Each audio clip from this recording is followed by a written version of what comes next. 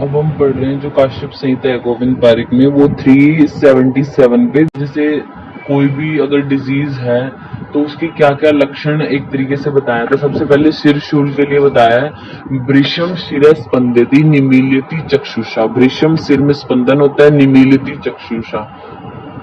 कर्णशूल के लिए बताया कि ये तो आप समझ ही जाओगे, कर्णो स्पर्शम हस्ताभ्य शिरो भ्रमति, यानी कर्ण आदि को स्पर्श करते हैं, सिर में भ्रम होता है कर्णशूल में। मुख रोग के लिए क्या लाइन बोली है, पीतम उद्गीरति शीरम, ये इंपॉर्टेंट है, पीतम उद्गीरति शीरम नासा श्वासी। अब मुख रोग है, किसी को मुख का रोग है तो वो नासा से ही श्वास ले रहा, मुख से श्वास नहीं ले रहा बच्चा। और पीतम उद्गीरति शीरम, यानी जैसे दूध को पीता है फिर उसका उद्गार यानी उसको निकाल देते हैं, डकार टाइप में ऐसे होता है। फिर आता है अधिजीविका में बोला है लाला श्राव होता है, मुख विवर्ता। फिर आता है कंठ वेदना में पीतम उद्गीरति शीरम। अब ये याद रखना है, जो मुख रोग है, मुख रोग में और कंठ वेदना दोनों में ये लक्षण है पीतम उद्गीरति शीरम, ठीक है। फिर आता है ज्वर। ज्वर को क्या है, धात्री को अकस्मात पकड़ लेना, पैरों का ठंडा होना और ललाट से अभितप्तता। ये बहुत इंपॉर्टेंट है, आपको लाइन देंगे कि ललाट से अभितप्तता किसका लक्षण है, तो ऑप्शन काफी सारे होंगे, तो उसमें ज्वर है इसका, ठीक है। छर्दी पता है, श्वास, हिक्का। अनहा के लिए बोला है विशाल स्तब्ध नयन, अनहा हो जिसको, ठीक है, अनहा हो रहा है यानी पुरीश भी नहीं आ रहा, मूत्र भी मतलब वायु भी रुकी है, तो अनहा में क्या होगा, विशाल स्तब्ध नयन, बड़े स्तब्ध नयन, आंखें जो होंगी बड़ी हो जाएंगी और स्तब्ध होंगी। फिर अपस्मार का बहुत इंपॉर्टेंट है, अकस्मात अट्टहसनम अपस्मारम कल्पते। अकस्मात बिना उसके अट्टहसन यानी हंसता है पेशेंट, वो अपस्मार है। उन्माद के लिए बोला है प्रलाप अरति व चित्ते, ये सब करता है। मूत्र कृच में रोम हर्षता, अंग हर्ष, मूत्र काल में वेदना, ओष्ठ को दांतों से काटना और बस्ती को स्पर्श करता है अपने हाथों से वो। प्रमेह में आप पहचाने जाओगे कि मक्षिका यानी मक्खियां ज्यादा बैठती हैं। विसर्प में शीत उपक्रम से शांत हो जाता है। अलसक का बहुत इंपॉर्टेंट है, शिरो नय धार्यति, यानी शिरो नय धार्यति यानी सिर उसका स्थिर नहीं रहता, ऐसे चलायमान है, तो अलसक में है शिरो नय धार्यति। और स्तनपान के बाद ग्रथित छर्दी करता है, ग्रथित मतलब गांठें पड़ी जैसी छर्दी करता है अलसक में जो बच्चा होता है। फिर आता है आम दोष। आम दोष का सबसे इंपॉर्टेंट इसका है, आम दोष का अस्नातम स्नात रूपश्च स्नातश्च अस्नात दर्शनम, यानी बिना नहाया हुआ तो यूं लगता है पेशेंट की नहा रखा है, अगर वो बच्चा है जो नहाया हुआ ऐसा लगता है जैसे नहाया नहीं, ये आम दोष में है। फिर आता है पांडु में नाभ्याम समन्तात शोथ, नाभि के चारों समन्तात यानी चारों तरफ शोथ होता है। श्वेत अक्षी नख और श्वेतु अक्षी कूटस्य तो हम पहचाने जाएंगे। कामला में निरुत्साह और नष्ट अग्नि हो जाती है। पीनस में क्या बोला है, पीनस यानी जैसे जुकाम वाली जो कंडीशन है उसमें क्या है, ललाटम च अभितप्यते। अब ये दो लक्षण है। ज्वर में क्या था, ललाटस्य अभितप्तता, एक ही वर्ड है ललाटस्य अभितप्तता, ये ज्वर में है। पीनस में दो तीन वर्ड बताए, ललाटम च अभितप्यते, तीन वर्ड है पीनस में। फिर उरोघात में जैसे गर्म श्वास का निकलना, और चिकित्सा के चतुष्पादों में इन्होंने रोगी को श्रेष्ठ बोला है, और प्रजापति जो काश्यप है उन्होंने भिषक को ही श्रेष्ठ बोला है, परिचारिका को अंतिम में रखा है। उसके बाद हम पढ़ते हैं जो वृद्ध जीवक है, उन्होंने रोगों की संख्या असंख्य बताई और काश्यप ने दो भेद बोले हैं, निज और आगंतुज। फिर इन्होंने दोषों का क्या स्थान बोला वो हम पढ़ते हैं। वात का स्थान ये बोलते हैं अस्थि मज्जा में, ठीक है। पित्त का स्थान बोलते हैं आमाशय में, और कफ का स्थान बोलते हैं विशेषण हृदय में। ये इंपॉर्टेंट है, अलग भी है इनका। जैसे आचार्य चरक क्या बोलते थे, बस्तीपुरी शदानम वो तो है ही है, पक्वाश्य वात स्थानम जो विशेष स्थान है वो पक्वाश्य बोला था वात का। पित्त का उन्होंने आमाशय, और जो कफ है उसका बोला था उर, तत्रापि उर विशेषण श्लेष्म स्थानम। अब ये क्या बोलते हैं, वात का स्थान है अस्थि मज्जा, पित्त का है आमाशय वही चरक के समान ही, और कफ का ये बोलते हैं हृदय में, ठीक है। फिर आता है योनि के भेद इन्होंने बोले हैं, ये भी इंपॉर्टेंट है। इन्होंने बोला है जैसे योनि को देख के आप कैसे बता सकते हो कि कैसा उत्पन्न होगा बालक, इस तरीके से अगर शक्टाकार योनि हो किसी को शक्टाकार योनि है, इसका मतलब संतानोत्पत्ति के लिए वो श्रेष्ठ बताइए। आपको क्वेश्चन पूछेंगे संतानोत्पत्ति के लिए कैसी योनि होनी चाहिए, तो शक्टाकार होनी चाहिए। अगर किसी की योनि मध्य निबिड़ा, मध्य निबिड़ा मतलब मध्य से दबी हुई है, बीच में से दबी हुई है, इसका मतलब पुत्री उत्पादक है वो। और उन्नत और मासल है तो पुत्र उत्पादक। जो पुत्र है लड़का है वो बड़ा उन्नत मास ज्यादा होता है उसमें, तो उन्नत और मासल होगी तो पुत्र उत्पादक है। अगर मध्य निबिड़ा बीच में से दबी हुई है, यहाँ से पतली मध्य से दबी हुई क्या है, तो वो होगी पुत्र उत्पादक। ठीक है, शक्टाकार योनि है यानी संतानोत्पत्ति के लिए श्रेष्ठ बताइए। ठीक है, और आपको इसका रेफरेंस पूछ सकते हैं, अब जो मैं बता रही हूँ, यथा वक्त्रम तथा वृत्तम यथा चक्षु तथा मन यथा स्वर तथा सारो यथा रूप तथा गुण, कि ये कौन सी संहिता से लिया गया है। ये इन्होंने बोला है जैसा आपका वक्त्र वैसी आपकी वृत्ति होगी, जैसे आपके चक्षु वैसे आपका मन होगा, जैसे आपका स्वर वैसा आपका सार, और जैसा आपका रूप वैसे आपके गुण होंगे। तो ये काश्यप संहिता का रेफरेंस है। ठीक है, फिर आता है इन्होंने त्रिविध सत्व बोले, यानी जो सत्व है वो इन्होंने 3 प्रकार का, सात्विक, राजस और तामस। ठीक है, अब यह अगर आपसे पूछे मानस प्रकृति काश्यप ने कितनी बोली है, तो 18 बोली है। और अगर आपको पूछे चरक और सुश्रुत ने, नॉर्मल आपको क्वेश्चन आए मानस प्रकृतियां हैं, तो आपने 16 आंसर लगा देना है, क्योंकि चरक और सुश्रुत दोनों बोलते हैं 16। अगर आपको 16 ऑप्शन में ना हो तो आपको 18 टिक लगाना है, क्योंकि वो काश्यप बोलते हैं। वो कैसे, जो सात्विक होती हैं वो आचार्य चरक मानते थे 7, यानी सात्विक के 7 वेद बोलते थे ना वो, कि वारुण्य, याम्य, काय, राज, ये इस तरीके से।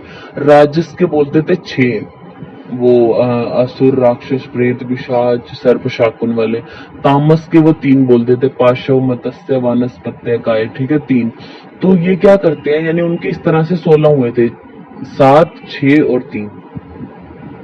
अब ये जो काश्यप है ये क्या करते हैं, जो सात्विक और राजस उनमें एक एक और एक्स्ट्रा बताते हैं। मतलब ये सात्विक को बोलते हैं 8 प्रकार का, राजस को 7 और तामस को तो ये 3 ही बोलते हैं। 8, 7 और 3 बोलते हैं, इसलिए इनकी जो मानस प्रकृति है इनके अकॉर्डिंग 18 होती है, और चरक और सुश्रुत के अकॉर्डिंग होती है 16। इन्होंने सात्विक है उनको बोला है श्रेष्ठ। और ये इस सात्विक के लिए एक लाइन आती है, कल्याण अंशत्वात्, यानी कल्याण करने वाला होता है सात्विक जो होता है। राजस होता है, इसको बोलते हैं क्रोध अंशत्वात् या रोशनत्वात्, रोष वर्ड आता है, यानी क्रोध ज्यादा करते हैं राजस। तामस के लिए आता है मोह अंशत्वात्, यानी मोह अंश होता है इनमें ज्यादा। जो सात्विक है वो कल्याण करने वाले होते हैं, राजस वालों का गुस्सा ज्यादा होता है, जो तामस है उनका मोह ज्यादा होता है। ठीक है, और इन्होंने सात्विक में जो एक्स्ट्रा बताया चरक से वो है एक प्रजापत्य, जो इन्होंने राजस में एक एक्स्ट्रा बताया वो है याक्ष। तो आपको पूछे प्रजापत्य सत्व किसने माना है, काश्यप ने सात्विक में माना है, और याक्ष उन्होंने राजस में माना है। फिर आते हैं सार, कितने तरह का बोला इन्होंने। सार जो है वो 8 ही सार बताए हैं, लेकिन इन्होंने क्या किया है 9 बताए हैं, ओज सार एक्स्ट्रा बताया है, जैसे त्वक सार, रक्त, मांस, मेद, अस्थि, मज्जा, शुक्र सार, और फिर लास्ट में एक सत्व सार या बेस्ट जो है वो अलग निकालते थे। सुश्रुताचार्य भी ऐसे और चरक भी ऐसे, लेकिन इन्होंने 9 बताए हैं, ओज सार को अलग बोला है। फिर आते हैं इन्होंने दोषों में कौन कौन से महाभूत बताए वो हमें याद करना है। वात में बोला इन्होंने मारुत और आकाश, आकाश और वायु, वायु में वायु तो होगी, तो वायु है और आकाश है, वायु आकाश में ही रहती है। पित्त में ये बोलते हैं अग्नि आदित्य, याद रखना है ये इंपॉर्टेंट है, अग्नि आदित्य।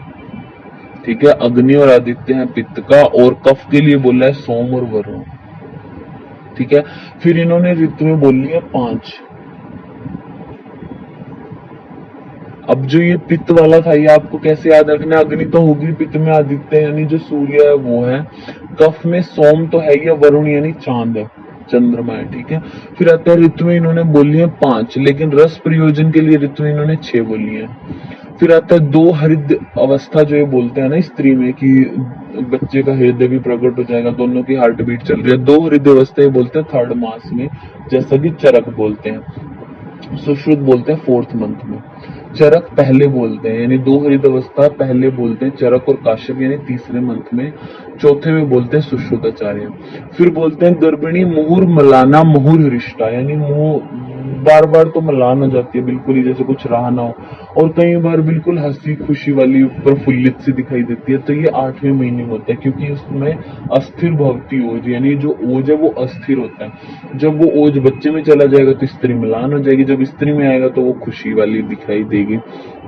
और ये कुंडलिनी चक्र गर्भाशय से संबंधित है। कुंडलिनी जो चक्र है वो गर्भाशय से संबंधित है काश्यप के अकॉर्डिंग। और इन्होंने वर्ण के अनुसार ऋतुकाल बताया है। ऋतुकाल मीन्स जैसे जो ये होता है ना कि हमारा फॉलिकुलर फेज है इतने टाइम का, तो इन्होंने वर्ण के अनुसार बताया, ब्राह्मण क्षत्रिय वैश्य शूद्र इनमें। तो हमें ये 4 तो सीरीज में याद है, ब्राह्मण क्षत्रिय वैश्य और शूद्र, तो हमें इनकी नंबरिंग भी याद हो जाएगी, 12 11 10 9। 12 से शुरू करना है, फिर 11, फिर 10 और 9। ठीक है। फिर आता है काश्यप ने कृमि आशय भी बोला, ये बहुत इंपॉर्टेंट है। कृमि आशय किसने माना है? आचार्य काश्यप ने, काश्यप कृमि। फिर आता है इन्होंने अस्थियां बोली हैं 360, जैसा कि चरकाचार्य ने बोली है 360।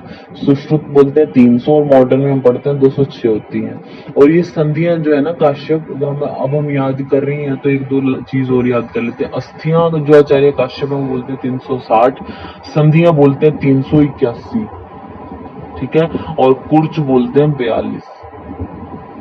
फिर आता है उदक का प्रमाणीय बोलते हैं 10 अंजलि, वो भी चरक के अकॉर्डिंग ही है। उदक का प्रमाणीय स्वेद लगा लो या लस्सी का लगा लो, वो होता है 10 अंजलि।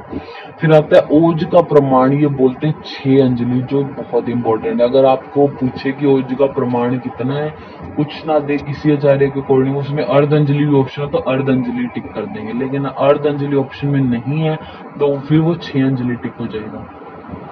ओज का नाम नहीं लिख के देंगे, पर है या पर है। जो पर है वो तो हमारा 8 बिंदु होता है, वो तो हमें पता है। जो अपर है वो अर्ध अंजलि है। ओज का प्रमाण सीधा पूछे तो अर्ध अंजलि चरक के अकॉर्डिंग, 6 अंजलि आचार्य काश्यप के अकॉर्डिंग। और ये स्रोतस बोलते हैं 2 प्रकार के, सूक्ष्म और महान। सूक्ष्म यानी नाभिको और रोमकूप होते हैं, ये छोटे छोटे होते हैं। ये महान ये बोलते हैं नव स्रोतस, 9 जो बड़े बड़े होते हैं। आंखें यानी हमारे कान के छिद्र, नाक, मुंह, और फिर गुदा हो है या मूत्र है उसके लिए 9 आया है। फिर ये बोलते हैं 16 वर्ष की अवस्था में शुक्र जो होता है पूर्ण रूपेण परिवर्तित हो जाता है। सहवास से पूर्व जो पुरुष है उसको शील घृत दिया जाता है, ये हमें याद हो पता है। पुरुष को हम अच्छी चीज देते हैं, यानी दूध और घी देंगे। जो स्त्री होती है उसको तेल और मांस का सेवन कराना है। अब आता है गर्भिणी की योनि से स्राव हो तो हम कैसे पता लगा सकते हैं इसको लड़का होगा या लड़की होगी। अगर गर्भिणी की योनि से स्राव हो रहा है, किंशुकोदक स्राव, ये बहुत इंपॉर्टेंट है ये वाला। किंशुकोदक स्राव हो रहा है यानी पुत्री की उत्पत्ति होगी। अगर तंत्री वर्णी स्राव हो रहा है तो पुत्र उत्पत्ति होगी। तंत्री यानी गिलोय के रस के सदृश, तंत्री वर्ण स्राव हो रहा है तो पुत्र आएगा। तंत्री यानी स्त्रीलिंग है ना तो पुलिंग आएगा, तंत्री में पुत्र।